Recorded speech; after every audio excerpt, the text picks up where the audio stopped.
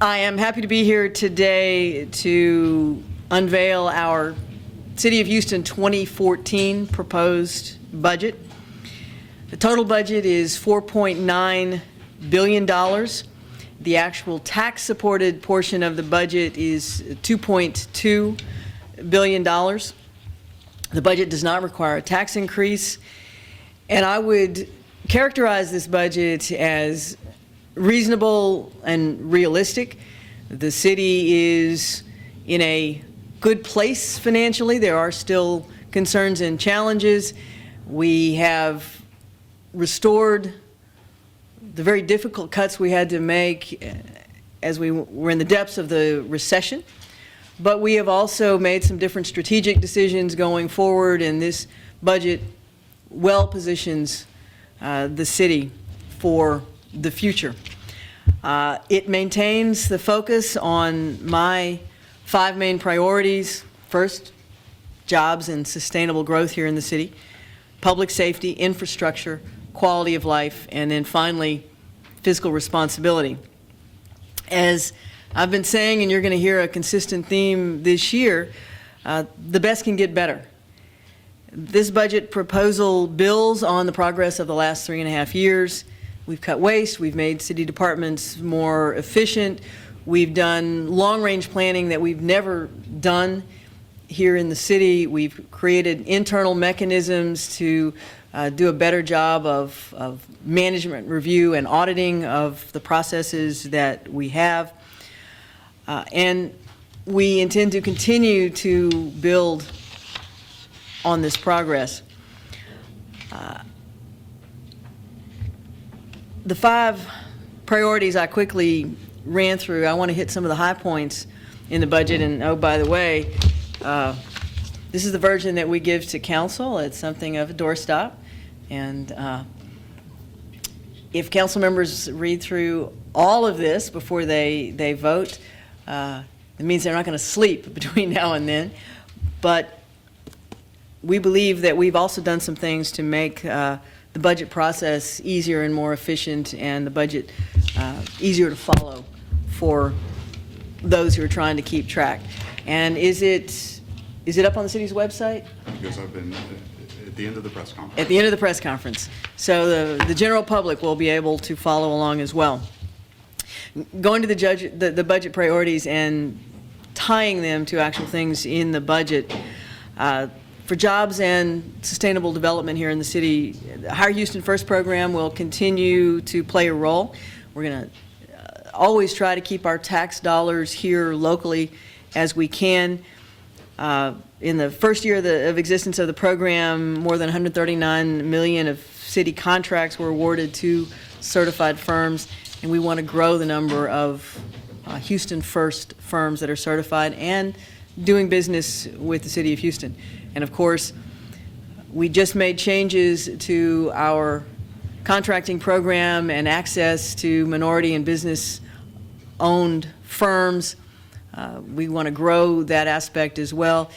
It's about trying to make the benefits of being in the City of Houston available to all communities of the City of Houston, and to be conscious as we spend our tax dollars and how we spend them, and wanting to spend them in a way that not only provides appropriate services, but keeps those dollars down here.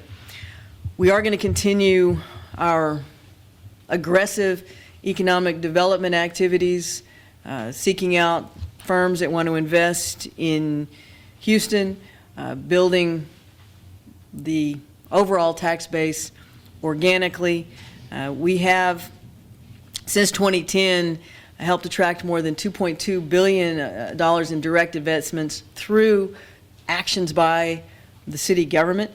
We want to continue doing that, and we know that those actions have generated more than 250,000 jobs and $300 billion worth of locally produced goods and services.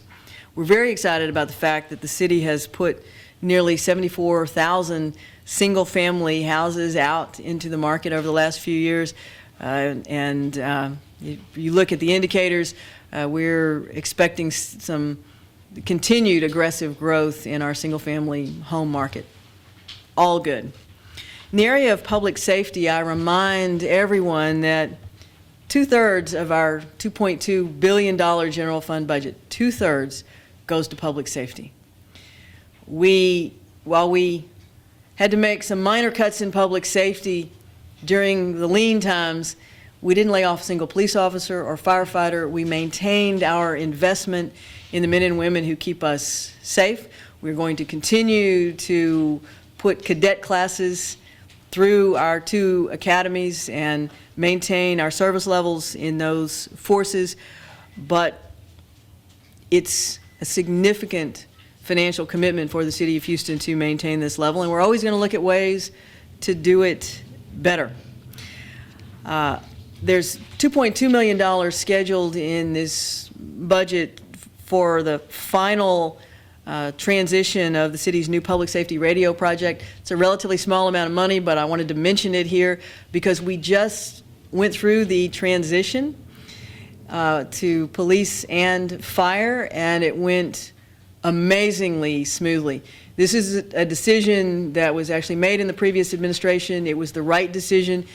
City and county operations couldn't talk to each other, and well, they could, but it was a difficult process of patching radios together. Now we have a seamless communication system, and this $2 million is just the last piece to make sure that everything ties together. The budget also creates a forensic transition special fund. We had previously created the local government corporation to oversee our independent crime lab. This is another step forward. The step last year was to see actually 2 years ago, was to see the crime lab as a separate item in the budget, as a standalone. Now it's actually completely outside of the police budget. It will be under the authority of the local government corporation. We have set aside money for them. They will submit a budget to us, which we will approve as other of our component units do. But you'll be able to see that reflected in this budget. Thanks to voter approval of last fall's bond referendum, we will continue to make progress on removal of dangerous buildings in our neighborhood. And I mention that because this year's demo day is Saturday. We're going to go across the city of Houston, tearing down crack houses, neighborhood nuisances. On demo day, we always try to take 100 properties down. That's the benchmark I've given the Department of Neighborhoods. But I would remind everybody that we have been aggressively taking out blight across this community, even in the depths of the recession, for 3.5 years now, and this is my 4th demo day. We're going to continue to do this service, and I appreciate the volunteer help that we receive in demo day, but more importantly, I appreciate the fact that the communities in which we demolish these properties are actively engaged in helping us identify the problems, work through the complicated legal process to get them taken down, and helping us move forward. And then I'll note that what you won't see in this budget is any reference to sexual assault kits or DNA backlog. It was paid for out of the 2013 budget. It's dealt with as far as we are concerned. Everything is out of our offices. There's nothing sitting on a shelf anywhere. It's at the labs. We think the bulk of it will be done by this calendar year, but we have given them extra time just to make sure, but we're excited about that. A big new item in the budget, and I know that, see there's some representatives of the Comptroller's office back there. I know they're going to be excited about this, but anyone who's interested in good government should be excited about this. For infrastructure, for the first time ever, there's a general fund line item representing approximately 2% of the average annual capital improvement plan for public improvement items. The way we've done capital projects in the past is we go and we build something new, and then we just let it operate until it runs down. And then we go completely redo it. When we started down the path of doing a complete facilities assessment, so that we would know the condition of every property the city owns across the city, I made a vow that we would begin to do maintenance, renewal and replacement the right way. We would set aside money in each budget as a line item specifically for maintenance and renewal in these facilities that we operate. So we wouldn't be lurching from major capital project to major capital project, but do the cost-saving routine maintenance that will keep us from getting into the situations we have in the past. And so this is the first time you'll see that in the budget. There's no magic percentage. We believe that 2% of that public improvement capital spend is a good place to start, and we believe that we'll be able to maintain our facilities in much better condition going forward, and we can adjust that number going forward as is appropriate. Through, also on infrastructure, through Rebuild Houston, more than $180 million has already been invested in street and drainage improvements across the city. This is just the beginning of this great pay-as-you-go program. I believe we had 48 projects last year. I think we're going to have some 35 or 36 projects the next year. If you look at the performance measures at the front of your budget book, you will see that the per capita debt for the city of Houston is going down, and that is partially because we have gone to this pay-as-you-go program for street and drainage. FY2014 will also include additional progress on replacement of city information technology and fleet infrastructure. These are two areas that have been underfunded for years, and in fact, fleet has been handled a little like I described our capital projects across the city, where we build something new and then we just run it into the ground. Well, that's what we've done with our fleet. We make a big purchase of fleet vehicles, and then we just run them until we can't run them anymore.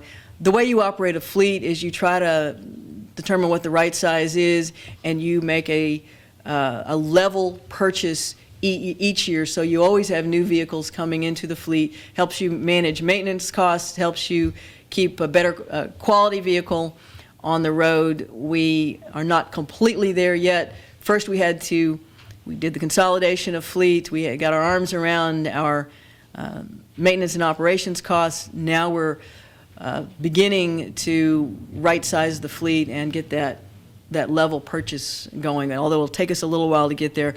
Similar problems in IT department, but we're making significant progress. Quality of life, as I demonstrated earlier, and you have these green bins here.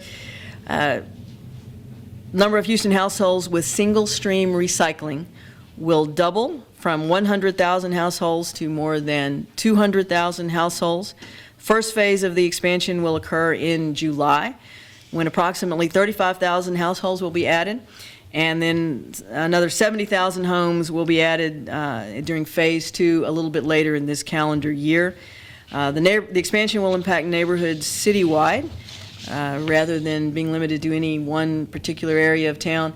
I have stated repeatedly that I wanted single stream recycling in every household in Houston before I'm gone. I figure I have 2.5 more years to get there, and we're going to push it through as fast as we can. To ensure continued progress on improvements made in recent years on BARC, our Bureau of Animal Regulation and Control, you're going to see some increased funding in BARC of nearly $700,000. It still leaves us below what some of our peer cities here in Texas spend on their animal control agencies, but it's a big step forward when combined with our much more aggressive adoption efforts and the internal improvements we're making. It's something that will carry us forward into a future budget. Major progress will be made on the Bio Greenway Connectivity Initiative, And you will find in this budget that we have included funding to continue work to house Houston's chronic homeless. And then to wrap up with more on the fiscal responsibility front, although you've seen that I've woven fiscal responsibility into all those other 4 areas, as part of a continued commitment to financial transparency, work continues to improve management and oversight of taxpayer funds internally. To this end, more than $675,000 has been included in the budget for enhanced financial controls and audit capabilities. Some of this on the administration side, some of this in the controller's office. In last year's budget, Council added as a budget supplement a request that we do more management initiatives. We were excited about that directive and have really taken it to heart. And you will find that in this new budget, there were several supplemental budget requests from departments that we put under a category of management review, where we're going to be going in and sitting down with the departments and doing an in-depth look at their workflow to see if in truth they need more budget, more FTEs, or whether there's a better way to do it. This budget also reports several funds that were previously categorized as non-budgeted funds. I'm not going to necessarily list them, but we continue to try to provide more transparency by putting more items up front in the budget. The FY2014 through 2018 Capital Improvement Plan, or also known as our CIP, will be proposed shortly. It complements this proposed budget in its support of growth and investment in the city's future by focusing on infrastructure and public safety.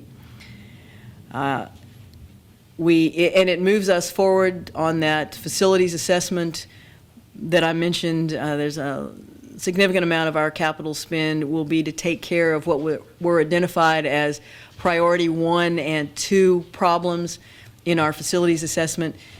When we couple that with a line item in the budget for ongoing maintenance and renewal of our facilities, it's going to put us well on the road to having a first-class portfolio of city buildings. And just as an aside, not in this budget, but in the current 2013 budget, you will see that we have completely funded our rainy day fund, which we had rolled into our operating budget in the depths of the downturn.